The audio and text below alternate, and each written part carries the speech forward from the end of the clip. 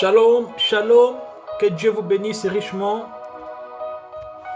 Je suis très content encore une fois de plus, venir dans la présence du Seigneur pour parler avec vous la parole, car la parole est notre flamme. La parole est une épée à double tranchant.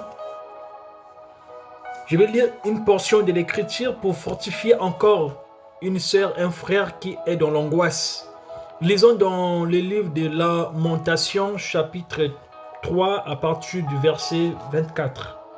La parole dit: « Je le déclare, l'Éternel est mon bien, c'est pourquoi je vais m'attendre à lui. » Et dans le livre de Philippiens, chapitre 4, à partir du verset 13, il est écrit, ici c'est l'apôtre Paul qui parle. L'apôtre Paul qui parle, il dit: je sais vivre, non, à partir du verset 13, Philippiens chapitre 4 à partir du verset 13. Je peux tout par celui qui me fortifie. Oh, Amen. Vous voyez ici, c'est la parole, c'est l'apôtre Paul. L'apôtre Paul aussi a été une personne, il était tellement intelligent, et le grand pharisien qu'on appelle Gamaliel fut un érudit de la parole. Il était un docteur de la parole, docteur de la loi. Il connaissait les écritures de Moïse. C'est des gens qui avaient pour référence les écritures de Moïse. Donc quand tu venais devant eux pour parler de la parole, et ils pouvaient te réciter littéralement ce que les anciens prophètes avaient déclaré. Et qu'est-ce qui s'est passé par la suite? Au moment où ils se sont retrouvés en face des disciples qui avaient reçu le don du Saint-Esprit, qui avaient reçu la révélation de Jésus-Christ, qui était Jésus-Christ par la parole, et ils ne comprenaient plus. Parce qu'ils ont lu, ils ont imaginé le Christ. Ils ont étudié les paroles de Moïse, les paroles d'Ésaïe comme une science. Et au moment que la parole incarnée dans la vie du Seigneur Jésus-Christ est arrivée, ils ont été mal compris. Mais gloire soit rendue à nous qui avons compris, qui avons reçu ce même don que les apôtres avaient reçu. On a accepté, on a cru, et on a la foi en la personne Jésus-Christ, qui est notre sauveur, qui est le Dieu, le créateur du ciel et de la terre. Aujourd'hui, on veut parler du respect pour la parole. L'amitié qui existe entre l'homme et Dieu. Dieu peut te faire une faveur, Dieu peut t'accorder les dons et tu peux réussir dans ta vie, tu peux réussir dans ta marche chrétienne, tu peux connaître du succès, tu peux avoir un don puissant de guérison. Quand vous priez pour les malades sont guéris.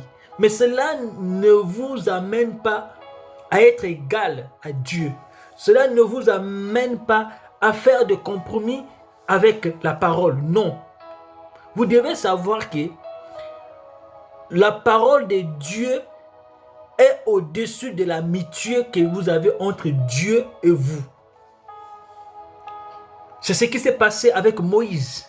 Moïse était un grand prophète de Dieu. Moïse a, par la commission de la parole, par la commission qu'il a reçue dans le désert, il est parti en Égypte pour délivrer le peuple de Dieu. Moïse a eu un succès. Moïse a prononcé la parole et la parole a confirmé qu'il y a un Dieu d'Israël qui existait, qu'il y a un Dieu d'Israël qui existe, le Je suis. Mais le jour que Moïse, Dieu lui dit, parle au rocher. Dieu lui dit, parle au rocher. Moïse a frappé. Mais comme Moïse était un prophète de Dieu, Dieu lui accorde sa volonté permissive dans le fait que de ne pas humilier Moïse en face du peuple d'Israël. Parce que c'était la parole de Dieu qui était en danger. C'était la parole de Dieu qui était en jeu. Ce n'était plus Moïse, parce que Moïse présentait Dieu comme l'absolu. Donc quand Dieu dit à Moïse de parler au rocher, si l'eau ne sortait pas, ce n'était plus Moïse, c'était Dieu que les gens allaient mettre en cause. C'était Dieu qui allait devenir, vous voyez, un sujet de critique. C'est pour cela, Dieu, en voyant Moïse frappant le rocher, Dieu, en voyant Moïse frapper le rocher, qu'est-ce que Dieu a fait? Dieu a accepté de donner de l'eau. Mais une fois cette scène a été faite, qu'est-ce que Dieu a décidé? Dieu a appelé Moïse. Quand Moïse est arrivé dans la présence de Dieu, Dieu lui a fait savoir que je ne suis pas ton ami. Je suis l'Éternel des armées. Certes que moi je t'ai donné une commission. Je t'ai ordonné de faire. Je t'ai chargé une commission à faire. Toi, tu as fait le contraire de ce que je t'ai chargé. Mais comme tu as fait cela, ta punition, tu ne verras pas la terre promise. Vous voyez à quel point que Dieu est capable de te dire que je te donne un don.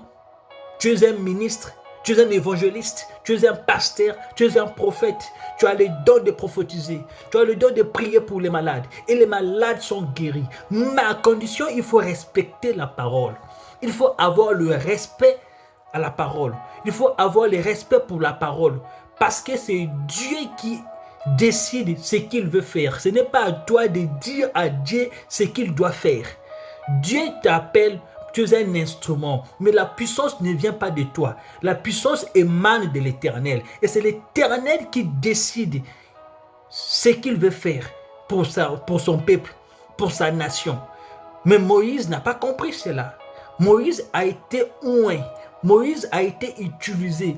Moïse a été juste un instrument que Dieu a utilisé. Mais il a confondu cela en pensant qu'il était maintenant égal à Dieu, en voulant bafouer les lois de Dieu, en voulant bafouer les ordres de Dieu.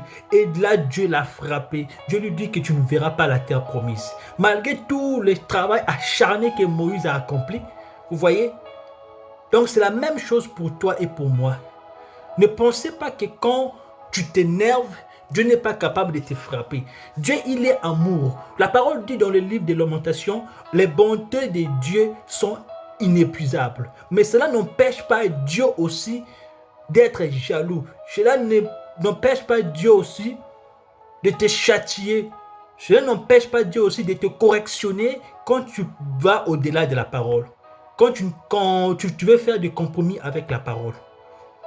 Pourquoi Dieu aujourd'hui parle de David comme l'homme selon son cœur? C'est parce qu'en David, il pouvait reconnaître ses défauts.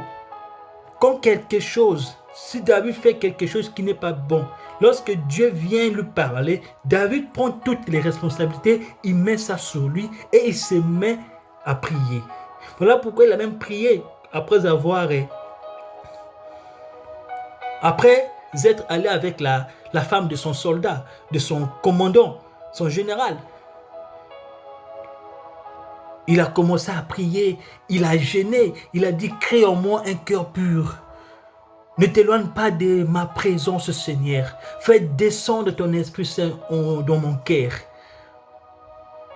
Restaure en moi la joie de mon salut. Parce que David pouvait connaître ces choses. Et c'est ça qu'on demande pour un chrétien. C'est ça qu'on demande pour une chrétienne. Nous devons avoir le respect pour la parole de Dieu.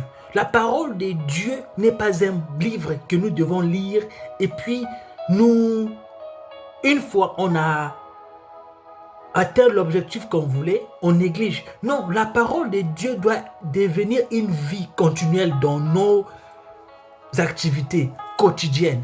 La parole de Dieu, c'est un encadrement perpétuelle. La parole de Dieu en nous, c'est une marche, c'est une vie perpétuelle jusqu'à ce que l'Éternel revienne et que nous soyons dans sa présence. Je t'appelle ma soeur, je t'appelle mon frère.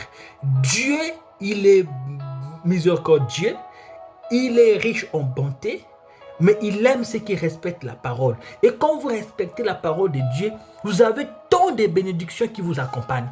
Partout, dans tout ce que vous ferez. Si vous êtes étudiant, vous serez meilleur. Si vous êtes un travailleur, vous serez bon dans votre métier. Parce que vous avez du respect envers la parole. Parce que quand vous avez du respect, Dieu vous accompagne. Ce n'est plus vous qui agissez, mais c'est Dieu qui agit en vous pour manifester sa grandeur.